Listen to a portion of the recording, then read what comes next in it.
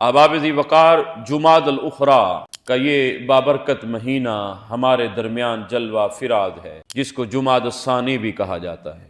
احباب ذی وقار، یہ وہ ماہ مبارک ہے جس کو نسبت ہے خلیفتم بلا فصل، خلیفہ اول، امیر المؤمنین، یار غار مصطفیٰ، رازدار مصطفیٰ، حضرت سیدنا ابو بکر صدیق رضی اللہ تعالی عنہ کے ساتھ۔ اس میں حضرت ابو بکر صدیق رضی اللہ تعالی عنہ کا وصال مبارک ہوا۔ یاد رکھیے گا، حضور سرور دو عالم علیہ الصلوۃ والسلام نے فرمایا، من لم یشکر الناس لم یشکر اللہ، جو لوگوں کا شکر ادا نہیں کرتا وہ اللہ کا بھی شکر ادا نہیں کرتا۔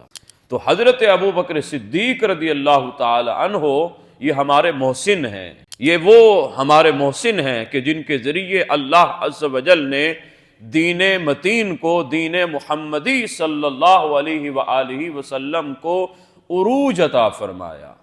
تو حضرت ابو بکر صدیق کو یاد کرنا، آپ کی سیرت طیبہ کو خراج عقیدت پیش کرنا، یہ ہم مسلمانوں کا فرض عین ہے اور ہم سب کا یہ تقاضا ہے۔ احباب ذی وقار، حضرت ابو بکر صدیق رضی اللہ تعالی عنہ وہ عظیم شخصیت کہ جن کے بارے میں اللہ نے فرمایا، والذی جاء بالصدق وصدق به اولئک هم المتقون، اور وہ ہستی جو سچائی کو لے کر آئی، والذی جاء بالصدق، جو تشریف لایا سچائی کے ساتھ، وصدق به، اور جس نے اس سچائی کی تصدیق کی، اولئک هم المتقون، فرمایا یہی تو دراصل متقین ہیں، یہی تو پرہیزگار لوگ۔ حضرت علی المرتضیٰ شیر خدا کرم اللہ تعالی وجہ الکریم اس آیت کو اپنی قرات میں اس طرح پڑھا کرتے تھے، والذی جاء بالصدق، اے والذی جاء بالحق، وہ جو حق کے ساتھ تشریف لے آیا۔ کون؟ ہمارے آقا و مولا حضرت محمد مصطفیٰ علیہ الصلوۃ والسلام، حضور حق کے ساتھ تشریف لائے، وصدق به، اور جس نے اس حق کی تصدیق کی۔ یہاں تصدیق کرنے والے کون ہیں؟ سب سے پہلے حضرت ابو بکر صدیق رضی اللہ تعالی عنہ۔ فرمایا اولئک هم المتقون، یہی تو دراصل متقی ہیں، یہی تو پرہیزگار ہیں۔ یہاں پر اللہ نے قرآن میں ابو بکر کو صدیق فرمایا ہے، اللہ اکبر۔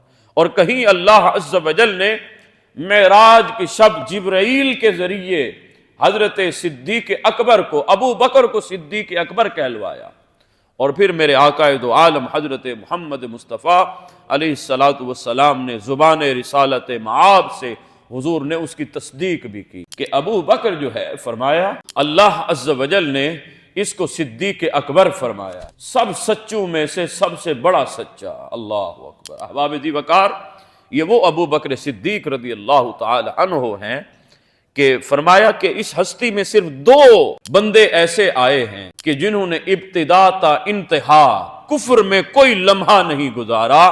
وہ ایک تو حضرت ابو بکر صدیق ہیں اور دوسرے حضرت علی شیر خدا کرم اللہ تعالی وجہ الکریم۔ حضرت ابو بکر صدیق رضی اللہ تعالی عنہ جب پیدا ہوئے تو گھر آپ کے والد ماجد کافر تھے، اللہ اکبر، ابو قحافہ کے بیٹے تھے۔ حضرت صدیق اکبر نے جس گھر میں آنکھ کھولی تو وہ کفر پر جو ہے وہ گھر جاری و ساری تھا، لیکن حضرت ابو بکر صدیق رضی اللہ تعالی عنہ کے دل میں ایک لمحے کے لیے بھی کفر کی طرف میلان نہیں ہوا۔ اللہ نے ابو بکر کو محفوظ و مامون فرمایا۔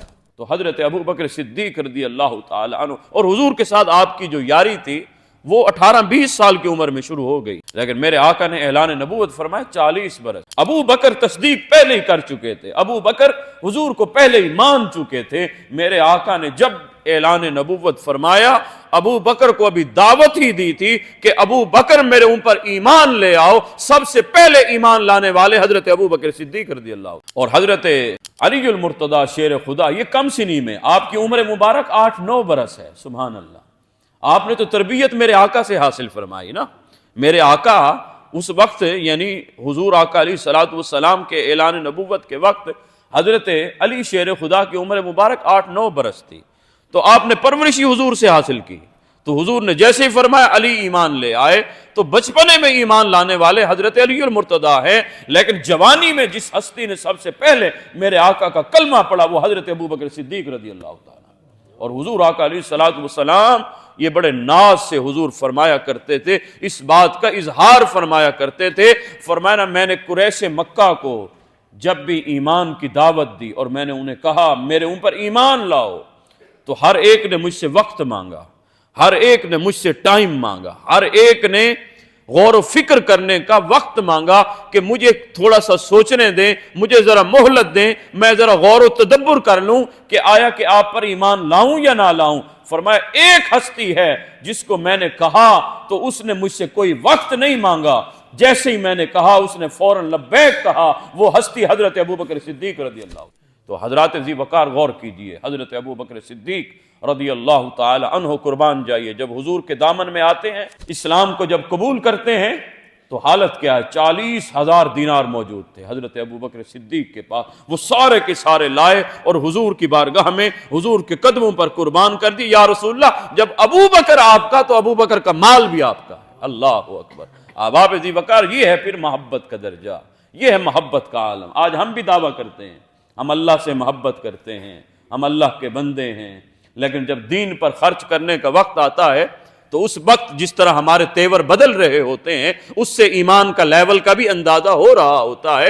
اور تو کوئی نہ بتا سکتا، لیکن ضمیر بتا رہا ہوتا ہے صاحب تیرا ایمان تو ابھی اس درجے پر ہے، ابھی تو تجھے جو ہے جیب جو ہے وہ تجھے جیب قربان کرنے میں تجھے ویر پڑ رہے ہیں، تو جان تو بڑی دور کی بات ہے۔ تو احباب ذی وقار، ابو بکر صدیق رضی اللہ تعالی عنہ قربان جائیے 40,000 دینار حضور کی بارگاہ میں، آج کے دور میں اگر وہ ملٹی پلائی قیمت کی جائے تو وہ کروڑوں اربوں میں جا بنتی ہے، سبحان اللہ۔ تو حضرت ابوبکر صدیق رضی اللہ تعالی عنہ وہ ہستی جنہوں نے حضور کی بارگاہ میں وہ سب کچھ قربان کر دیا۔ حضور کو حضرت بلال حبشی پسند آ گئے، اللہ اکبر۔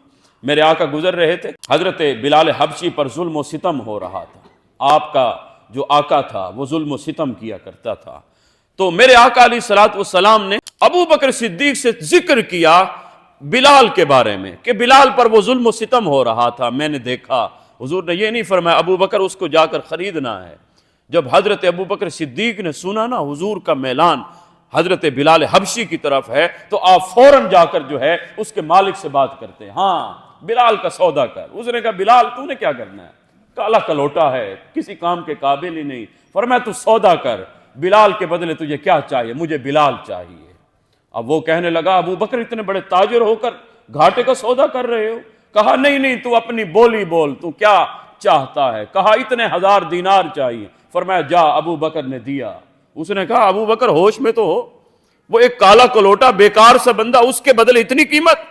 ابو بکر نے کہا تو بولی بول۔ کہا مجھے تمہارا منشی بھی چاہیے۔ وہ مالک کہنے لگا، وہ جو کام کرنے والا آپ کے کاروبار کو سنبھالنے والا تھا حضرت ابوبکر صدیق کا، اور وہ سفید فوش تھا، ادھر بلال جس کا سودا وہ کالا کلوٹا، اللہ ہوا۔ تو وہ کہنے لگا کہ وہ تمہارا غلام بھی مجھے چاہیے۔ ابو بکر نے کہا وہ دے دیا، بول آگے بول۔ کہا اتنی اور قیمت چاہیے۔ فرمایا جا، یہ بھی دے دیا۔ کہا بلال کو دے دے۔ کہا خیر تو ہے ابو بکر، اتنی بلال کی قیمت؟ کہا ہاں، بلال کا سودا بازار مصطفیٰ میں ہو چکا ہے۔ کہا بلال میرے آقا کو پسند آ گئے ہیں، جب میرے آقا نے بلال کو قبول کر لیا تو ابو بکر ساری دولت نچھاور کر دے لیکن بلال کو سودا کر کے رہے گا۔ اب بلال لیے اور حضور کی بارگاہ میں پیش کر دیے۔ یا رسول اللہ، بلال کو آزاد کروا کر آپ کی بارگاہ میں پیش کر دیا۔ اللہ اکبر۔ یہ میرے آقا حضرت محمد مصطفیٰ علیہ الصلوۃ والسلام کے میلان طبی کا سب سے بڑھ کر جو خیال ہے حضرت ابو بکر صدیق رضی اللہ تعالی عنہ کو ہے، قربان جائیے۔ مزاج مصطفیٰ، مزاج شناس مصطفیٰ صلی اللہ علیہ وآلہ وسلم حضرت ابو بکر ہے، اللہ اکبر۔ اور میرے آقا نے بھی حضرت ابو بکر صدیق رضی اللہ تعالی عنہ کی تکریم کرنے کا حکم صحابہ کو دیا۔ حضور آقا علیہ الصلوۃ والسلام ایک مرتبہ بازار میں، میرے آقا بازار میں جلوہ گر تھے، تو کیا دیکھتے ہیں حضرت ابو درداء ہیں، صحابی رسول ہیں، وہ بازار میں چل رہے ہیں، اتنے میں حضرت ابو بکر صدیق بھی وہیں اسی جگہ پر چل رہے ہیں، بازار میں چلتے، راستہ تھا، چلے جا رہے تھے۔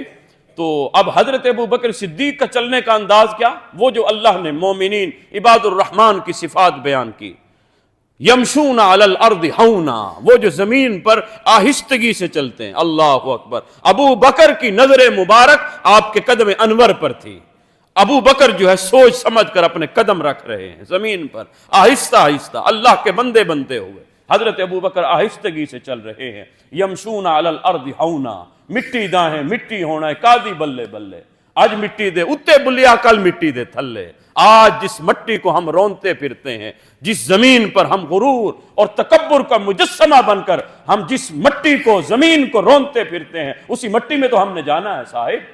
تو پھر غرور کس چیز کا، یہ تکبر کس چیز کا، یہ کس کو دھوکہ دیا جا رہا ہے کہ آج میرا دور اقتدار ہے تو صاحب کب تک رہے گا؟ کتنے بڑے بڑے مطلق العنان بادشاہ آئے، سب کو اللہ عز و جل نے ختم فرما دیا۔ سب کا طوطی جو ہے وہ جو بولتا تھا آج وہ مکمل محو ہو گئے، آج وہ سینہ ابرو پر بھی نہیں، آج وہ لوگوں کی زبانوں پر بھی نہیں۔ کس کا تذکرہ ہے بتائیے تو صحیح؟ بڑے بڑے سلاطین گزرے، قربان جائیے۔ تو حضرت ابوبکر صدیق آہستگی کے ساتھ، نرمی کے ساتھ حضرت ابوبکر چلتے جا رہے ہیں۔ اتنے میں صحابی ہیں نوجوان ابو دردہ، وہ نہ چلتے چلتے حضرت ابوبکر سے آگے بڑھ گئے۔ اللہ اکبر، جب آگے بڑھے نا میرے آقا نے وہیں روکا حضرت ابو دردہ کو، یا ابا دردہ، اے ابو دردہ، تمہیں پتہ نہیں تمہارے پیچھے ابو بکر چل رہے ہیں اور تم ابو بکر کو کراس کر گئے ہو؟ فرمایا یہ ہو ہی نہیں سکتا، میرے ابو بکر جہاں چل رہے ہوں اور کوئی اور میرے ابو بکر کو کراس کر کے چلا جائے۔ فرمایا اس دھرتی پر سورج نہ کبھی طلوع ہوا ہے کسی امت پر، نہ کبھی غروب ہوا ہے کہ جس امت میں میرے ابو بکر سے بڑھ کر کوئی بندہ ہوتا ہو۔ فرمایا میرے ابو بکر سے بڑھ کر کوئی نہیں ہے۔ فرمایا ابو بکر ہے، یہ ابو بکر جو ہے فرمایا یہ میرا پہلا خلیفہ ہے۔ اور یہ حضرت امام مجدد الفسانی رحمۃ اللہ علیہ نے یہ حدیث نقل کی ہے، اور غنیت الطالبین میں حضرت شیخ عبد القادر جیلانی محبوب سبحانی رضی اللہ تعالی عنہ نقل فرماتے ہیں کہ معراج کی شب جب حضور اللہ کے قرب خاص میں جب گئے تو حضور نے یہ اپنی تمنا آرزو اللہ کی بارگاہ میں پیش کی کہ میرے مالک میرا خلیفہ علی ہونا چاہیے۔ اللہ اکبر۔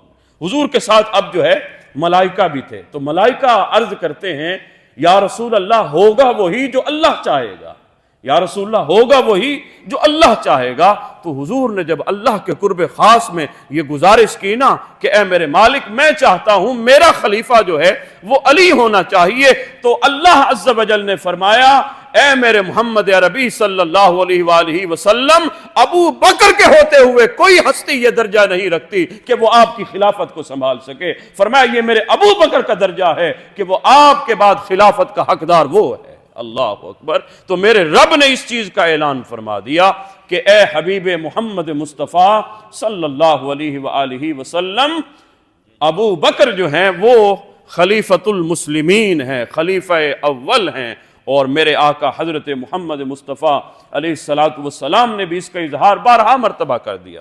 حضور آقا علیہ السلام نے وصال ظاہری سے پہلے میرے آقا نے اپنے مصلی امامت پر جس ہستی کو کھڑا کیا وہ ابو بکر صدیق رضی اللہ تعالیٰ، وہ ابو بکر ہیں۔ حضور نے مرض علالت میں میرے آقا علیہ السلام نے جب حکم دیا تو حضور نے فرمایا کہ ابو بکر جو ہے وہ میرے مصلی امامت پر کھڑا ہوگا۔ حضرت اما عائشہ صدیقہ رضی اللہ تعالی عنہا حضور کی بارگاہ میں عرض کرتی ہیں یا رسول اللہ ابو بکر میرے والد وہ رقیق القلب ہوتے ہیں، یا رسول اللہ ان کا دل جو ہے بڑا نرم ہوتا ہے، یا رسول اللہ ان کے اندر یہ ہمت نہیں، یہ قوت نہیں، یہ طاقت نہیں کہ یا رسول اللہ آپ کے مصلی امامت پر وہ کھڑا ہو سکے، تو یا رسول اللہ کسی اور کو آپ حکم دے دیں۔ تو میرے آقا علیہ السلام فرماتے ہیں نہیں، میرے آقا فرماتے ہیں نہیں۔ 3 بار حضرت اما عائشہ صدیقہ نے عرض کی یا رسول اللہ کسی اور کو حکم دیں، اور کو حکم دیں۔ حضور نے ہر وقت فرمایا نہیں نہیں عائشہ، نہیں عائشہ، نہ اللہ کے ملائکہ مانتے ہیں نہ اللہ مانتا ہے کہ میرے مصلی پر ابو بکر کے علاوہ اور کوئی ہستی آ جائے۔ تو احباب ذی وقار، آج امت کو تفریق، آج امت کے اندر فرقہ اندازی جو ہے وہ بار بار ڈالی جا رہی ہے کہ حضور کے بعد امت میں افضل کون ہے۔ تو احباب ذی وقار، حضور کے بعد اس ہستی انسانیت میں قربان جائیے میرے ابو بکر صدیق سے بڑھ کر کوئی افضل نہیں۔ افضل البشر بعد الانبیاء بالتحقیق ابی بکر صدیق رضی اللہ تعالی عنہ۔ یہ حضور آقا علیہ السلام نے اس کا اظہار بارہا مرتبہ حضور نے فرما دیا۔ ایک بڑھیا آئی حضور کی بارگاہ میں، مسئلہ پوچھا، حضور نے اس کا جواب، پھر وہ عرض کرنے لگی یا رسول اللہ میں اب اگر پھر کبھی آؤں اور آپ کو نہ پاؤں تو یا رسول اللہ پھر کس سے پوچھوں؟ تو میرے آقا نے فرمایا پریشان کیوں ہوتی ہے، میرے ابو بکر سے پوچھ لینا، میرا ابو بکر تو ہوگا نا۔ تو گویا حضور اس کا اظہار فرما رہے ہیں میرے بعد جو ہستی ہے اس کو ابو بکر کہتے ہیں، ابو بکر سے آ کر پوچھ لینا۔ اور یہ وہ ابو بکر ہیں جن کو حضور آقا علیہ الصلوۃ والسلام کی صحبت اور جن کو قربت اتنی عطا ہوئی کہ آج تک کسی کو یہ صحبت عطا۔ حضرت علی المرتضیٰ رشک کیا کرتے تھے، فرمایا مجھے اگر کسی شخص پر رشک آتا ہے تو وہ ایک ہے ابو بکر صدیق رضی اللہ تعالیٰ۔ کاش کہ جس طرح ہجرت میں ابو بکر حضور کے ساتھ تھے، علی بھی حضور کے ساتھ ہوتا تو مزہ ہی کچھ اور ہوتا۔ کاش کہ وہ جو غار ثور میں حضور کے ساتھ جو حضرت ابو بکر صدیق کو قربت حاصل ہوئی، کاش کہ وہ علی کو مل جاتی تو کمال ہو جاتا۔ حضرت علی المرتضیٰ رشک کیا کرتے تھے، اور حضرت علی المرتضیٰ کا بھی یہ عقیدہ ہے کہ حضور کے بعد جو افضل البشر ہیں وہ حضرت ابو بکر صدیق رضی اللہ تعالیٰ عنہ۔ بخاری شریف کی حدیث، آج ہم حدیثوں کا مطالعہ کرتے ہی نہیں ہیں، آج ہم جو ہے وہ یوٹیوب پہ بیٹھتے ہیں، یوٹیوب کے جو مفتی، وہ انجینئر، وہ جو بیان کرتے ہیں اسی کو ہم حرف آخر سمجھ لیتے ہیں۔ کاش کہ ہم نے حدیثیں پڑھی ہوتی نا۔ بخاری شریف کی روایت ہے اور راوی ہیں حضرت سید محمد حنفیہ، یہ حضرت علی المرتضیٰ کے بیٹے ہیں، محمد ابن حنفیہ، یہ حضرت علی المرتضیٰ کی اولاد ہیں، آپ کے سگے بیٹے ہیں۔ تو آپ سے پوچھتے ہیں حضرت علی المرتضیٰ سے کہ اے ابا جان یہ بتائیے کہ حضور کے بعد اس امت سے سب سے افضل کون ہے؟ تو حضرت علی المرتضیٰ نے بلا چون و چرا فرمایا ابو بکر ہے۔ تو پھر جو ہے بیٹے عرض کرتے ہیں محمد بن حنفیہ ثم من یا ابی، اے میرے ابا جان پھر اس کے بعد کون ہے دوسرے نمبر پر؟ فرمایا عمر فاروق، فرمایا کہ عمر فاروق ہے۔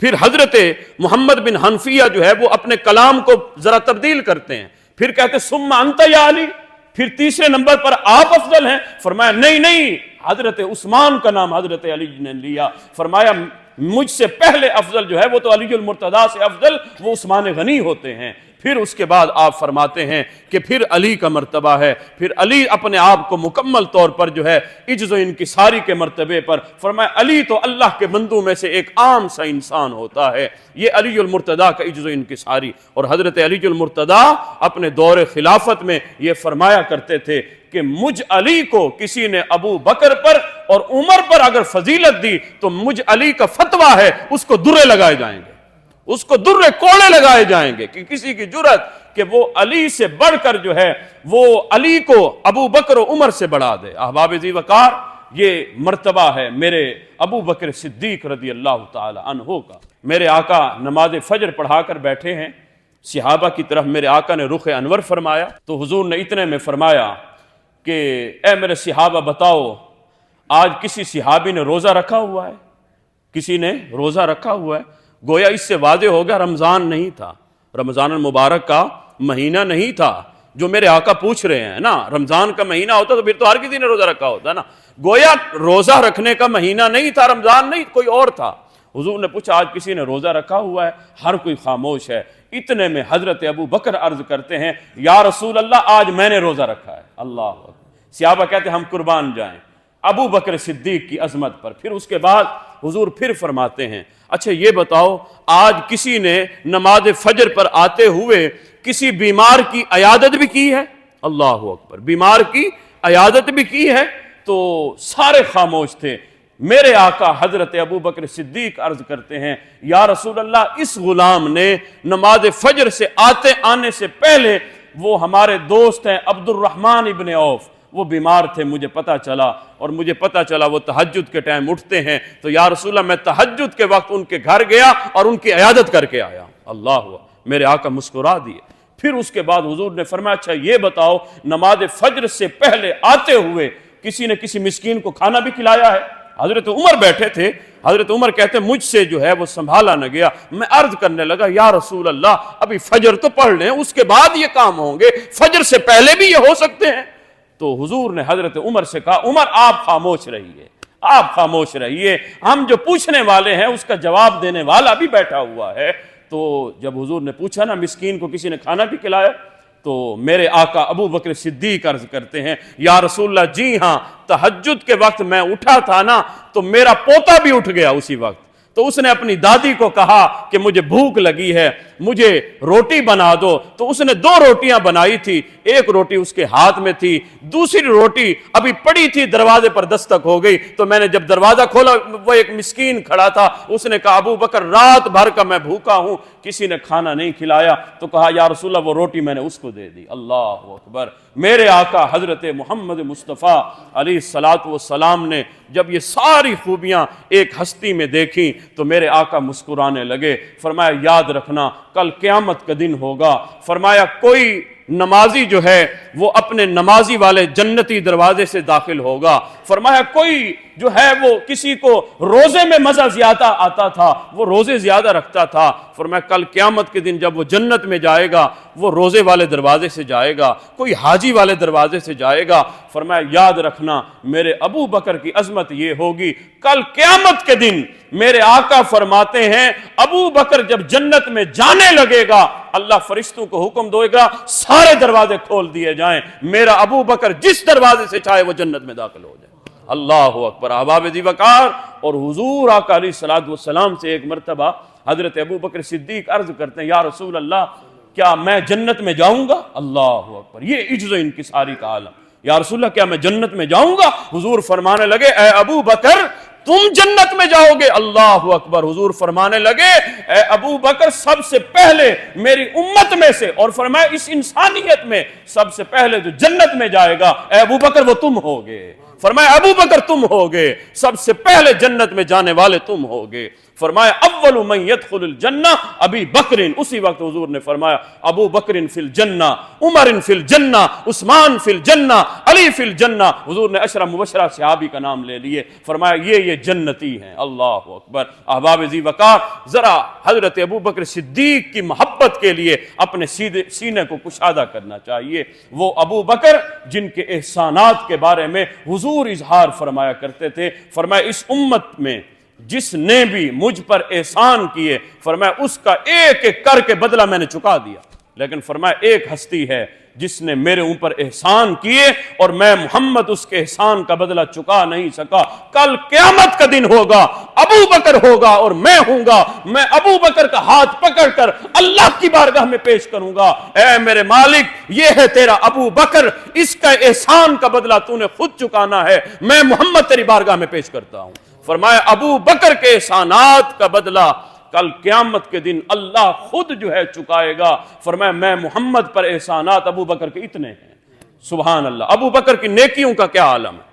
حضرت اما عائشہ صدیقہ راویہ ہیں، سبحان اللہ، آپ فرماتی ہیں حضور گھر میں جلوہ گر تھے تو تاروں بھری رات تھی، سبحان اللہ، تارے پوری آب و تاب سے جو ہے وہ فلک پر مکمل طور پر ظاہر تھے۔ تو حضرت اما عائشہ صدیقہ کہتی ہے میں نے تاروں کو دیکھا، پھر میں نے حضور کی طرف عرضی پیش کی یا رسول اللہ کیا ان تاروں کے برابر بھی آپ کی امت میں سے کسی کی نیکیاں ہیں؟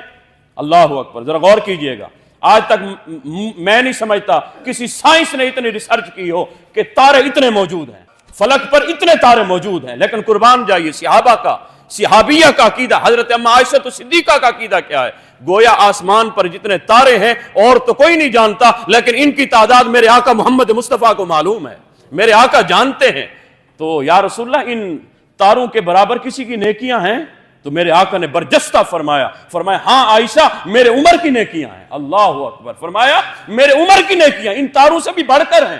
اللہ! حضرت اما عائشہ کہتی میں خاموش ہو گئی، کیوں؟ جواب جو ہے وہ میری طبیعت کے موافق نہیں تھا، میں نے سمجھا حضور کہیں گے ابو بکر، تو میں چپ ہو گئی۔ اب حضور میری جو ہے وہ نیت سے آگاہ ہو گئے، حضور فرمانے لگے عائشہ خاموش کیوں ہوگی؟ یا رسول اللہ میں تو چاہتی تھی آپ جواب دیں گے کہ ابو بکر میرے ابا جان کی اتنی نیکیاں ہیں۔ میرے آقا مسکرا دیے، فرمایا اے عائشہ یاد رکھنا عمر بھر کی نیکیاں وہ ایک جگہ، میرے ابو بکر کی وہ ہجرت کی 3 راتوں میں سے وہ ایک رات کی نیکیاں وہ عمر سے بڑھ کر ہیں، عمر کی پوری زندگی سے بڑھ کر ہیں۔ فرمایا وہ جو 3 راتوں میں اللہ نے ابو بکر کو عطا کیا تھا فرمایا اس کے برابر کوئی نہیں پہنچ سکتا، اور حضرت عمر کو اس کا اظہار کیا کرتے تھے۔ ایک مرتبہ حضرت ابو بکر صدیق سے عرض کرتے ہیں اے میرے بھائی جان، اے ابو بکر آپ سے کچھ مانگنا ہے، کیا آپ مجھے دیں گے؟